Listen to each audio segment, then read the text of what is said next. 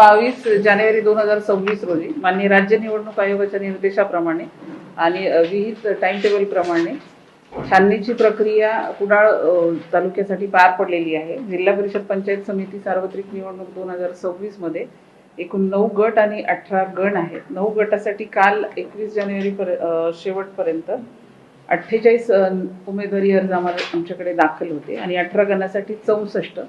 तर आज छाननी अंती जिल्हा परिषद गट 28, 30 आणि 31 यामध्ये अनुक्रमे 1, 1 आणि 3 असे एकूण 5 अर्ज अवैध ठरलेले आहेत। म्हणजे गटाच्या 48 उमेदवारी अर्जापैकी 5 नॉमिनेशन गेल्यामुळे 43 उमेदवारी अर्ज आज दाखल आहेत। गण एकूण 64 अर्ज आमच्याकडे प्राप्त होते, त्यापैकी एकही अर्ज इथे बाद ठरलेला नाही, सर्व अर्ज वैध ठरलेले आहेत। त्यामुळे गणासाठी 64 उमेदवार आजही पात्र ठरत आहेत। असं एकूण 112 उमेदवारी अर्जापैकी आमच्याकडे 5 अर्ज अवैध ठरलेले असल्यामुळे 107 उमेदवार आजही उमेदवारी म्हणून पात्र ठरत आहेत। धन्यवाद।